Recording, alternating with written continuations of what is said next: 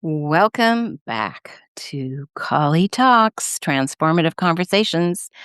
And it is going to be a great evening with you. Well, for me, it's evening, but it might be morning. So enjoy your coffee, your tea, your walk, your exercise, whatever you do in the morning or the afternoon or whenever. I just want to welcome you back. If you're joining me on this podcast after maybe watching yesterday's video, if you haven't, I highly recommend you go to YouTube to Colli Talks and take a deep breath when you do because it is so beautiful. And I want you to take a deep breath with me right now. Kind of just drop your shoulders, let your belly soften and arrive. Yesterday was heavy and it was holy. And you might be wondering, what is she talking about? Well, if you saw what I shared on YouTube, you know how I stepped into a literal ceremony of release. I let go of something I've carried for a lifetime. Well, almost, since I was 14. And those were my mother's wedding flowers, the very ones she wore in her hair. The very ones she had flown in from, or not even flown in at that time, but they would have been brought through the post office for her hair. They were beautiful. I even had the little tiny one little bobby pin attached. Holding them and then taking them to the river, the Saskatchewan River, where if you watch the video, you will see. It was an amazing, serendipitous day.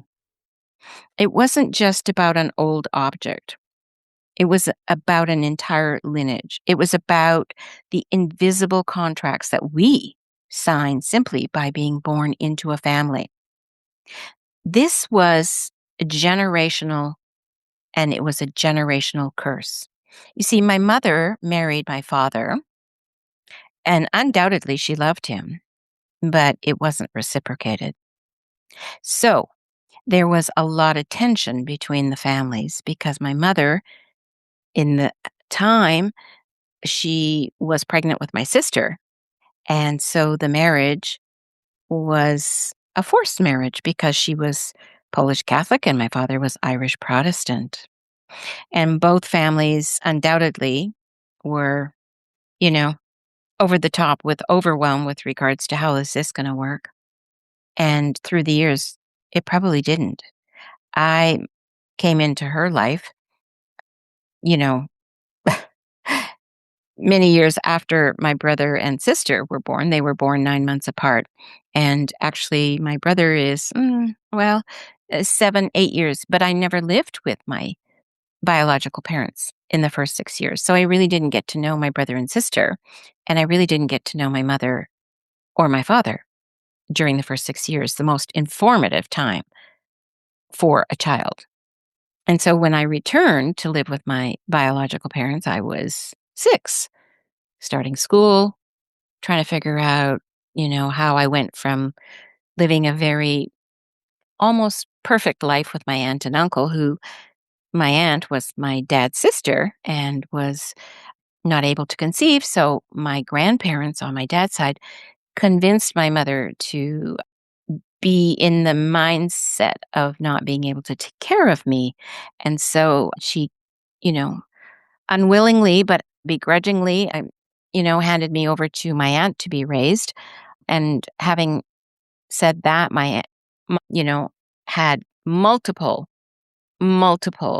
what they call breakdowns, right? So she was institutionalized. And when I came back to her at 6, she was returned to what was perceived to be complete wellness. Well, that remains to be told in my book that I have written. And interestingly enough, where I'm going with this is the piece, the beautiful piece of hair ornaments, from flowers made for her specifically for her wedding. They had to be released because there was a lot of trauma and a lot of curses attached to them. And it's just so happened that my mother passed away in 1971, and yesterday I turned 71. So, as I mentioned before, this is very serendipitous because where I was actually able to place the flowers was amazing. It was in the Saskatchewan River that flows very rapidly, and it happened to be where I placed them, and there were very few, but they were so precious.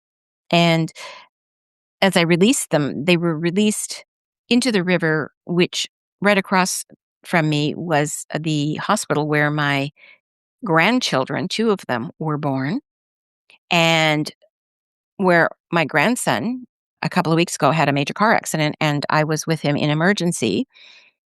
And so there was a lot of emotion attached to that.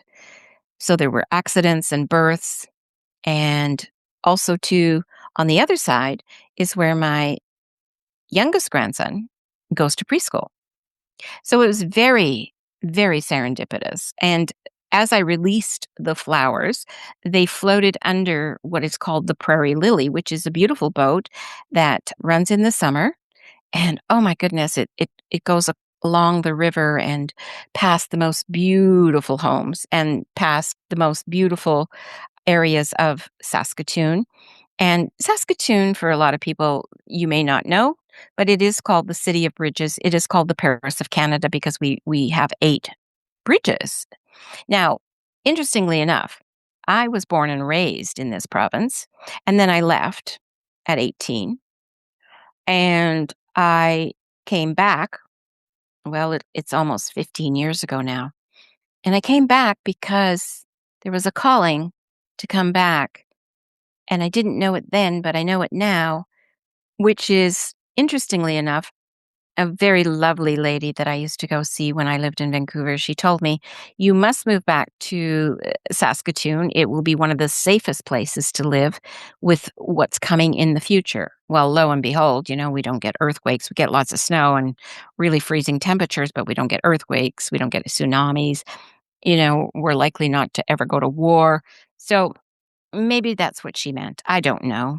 But I did come back, and I did go through a very tumultuous uncovering of trauma through a relationship that I was involved in. And that was beautiful in itself because it's given me the solitude now that I have and hold dear to my heart so that I can continue to do my creativity, my writing of the book. There's just so many good things that are coming into my life, the podcast and of course my book and just I can't I can't explain what it is right now because I'm under contract and I can't really release the information of the wonderful partnership that's just being signed. Anyway, so today I want to talk to you about generational curses and what that actually means. Because you see, we throw around terms like generational curses as if they're some mystical, spooky movie trope, right? But the reality is far more grounded, far more biological, and far more systemic than that. We are, looking at this directly through the lens of family constellation because I love family constellation. I mean, yeah, what can I say? It's my passion. So, when we are going to look at this directly through that lens, the reason is because until you see what you are carrying that doesn't belong to you, you can never truly lay it down. Now, what is a generational curse, really? I mean, let's strip away the woo woo, new age, sewage for a second and look at the raw truth of how trauma moves through a family tree. Science calls it epigenetics, right? We now know that stress, survival responses, and emotional starvation are literally encoded into our DNA. But in the work that I do in family constellations, we call it entanglement, hidden loyalties. A generational curse isn't a spell on your bloodline by an angry universe. It is simply unintegrated trauma, unexpressed grief, and survival patterns that got stuck in your ancestors' bodies because it wasn't safe for them to feel it at the time. And out of pure, fierce, innocent loyalty, the children and the grandchildren and the great grandchildren step up and say, "Oh, hey, I'll carry it for you. I'll carry it for you. I'll carry it for you." So, without even knowing that we are doing it, we repeat our mother's heartbreak. We carry our father's silent rage. We stay small. We stay hypervigilant. Or we stay bound to suffering because, on a soul level, our nervous system believes, hey, if I let go, I'm betraying my family. Get it? If I let go, I'm betraying my family. One more time. If I let go, I'm betraying my family. That is the curse. The belief that to belong to your family, you have to suffer like they suffered. Well, let's look at the constellation perspective, moving out of loyalty. In a family constellations, right?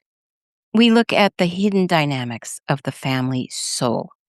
One of the most profound laws of this work is the order of belonging and the burden of taking on what isn't yours. Think about it like a heavy backpack, right? Passed down a line of hikers. Grandma carried a boulder of wartime grief. She handed it to Mom, who was too busy surviving to put it down. And then Mom handed it to us. By the time it reaches our shoulders, it weighs a ton. And we're stumbling through life wondering why we are so exhausted, why our relationships break down, why we feel blocked from stepping into our full power and sovereignty. You see, when we look at this through the systemic perspective, healing doesn't come from fighting the curse. No, it doesn't come from cutting your family off with anger or trying to fix everyone else, because that does not work. True healing happens in the body. True healing happens in your body. True healing happens in your body. It happens in the exact moment you look back at your lineage, at your mother, your grandmother, all the women and men who came before, and you say, I see what you carried. I honor the heavy price you paid, but I take this load off my back and shoulders now. I leave it with you where it belongs, and I will take only your love and your life, and I will live mine fulfillingly. Yes, I see what you carried. I honor the heavy price you paid, but I take this load off my back now.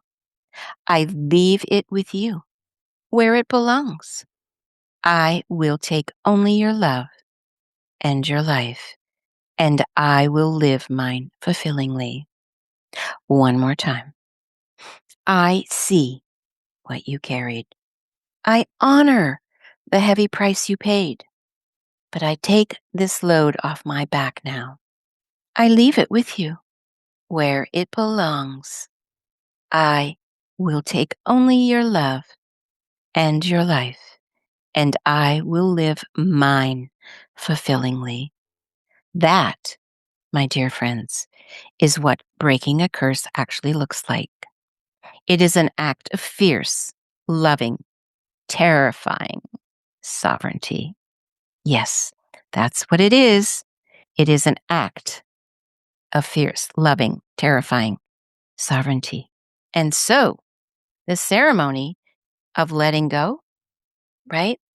Well, yesterday I had to live that out loud.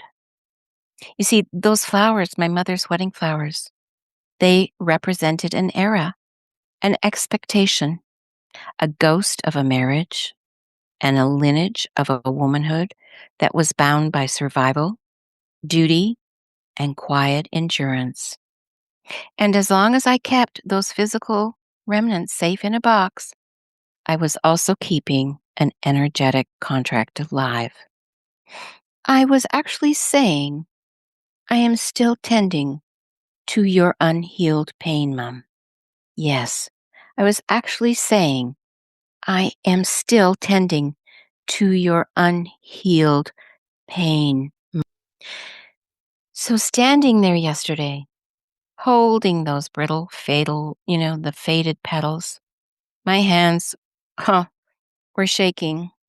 My heart was pounding and my eyes were tearing because letting go of the symbol means you have to face the empty space where the illusion used to be. And that's exactly what it was. It was an illusion. And there is something else, something that I'm still processing and now saying it out loud like I did before. My mother died in 1971, and yesterday I turned 71. Do you understand what that means? Think about it. For 71 years, I have walked this earth carrying the ghost of a mother who left too soon. I have lived an entire lifetime. Every single year she didn't get to see, every milestone she missed in the shadow of that loss. Yes, in the shadow of that loss. And you know what? The beautiful part of it all is it was all in honor of her.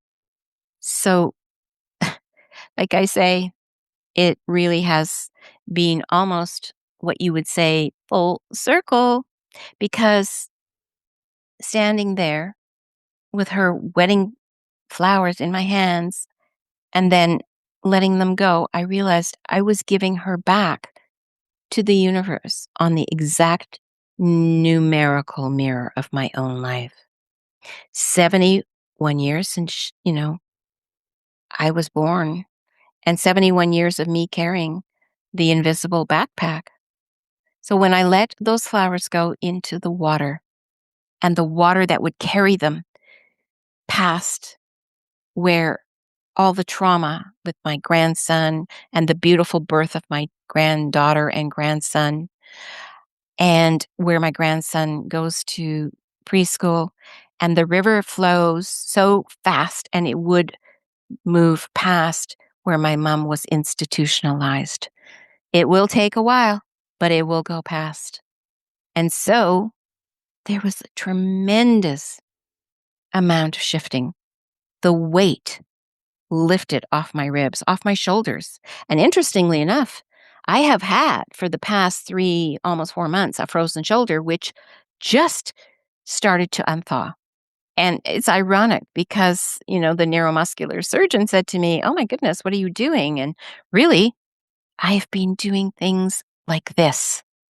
And that is what's releasing the frozen shoulder. Because you see, I realized I can love my mother completely without having to live inside her trauma. I can honor my roots without being strangled by them.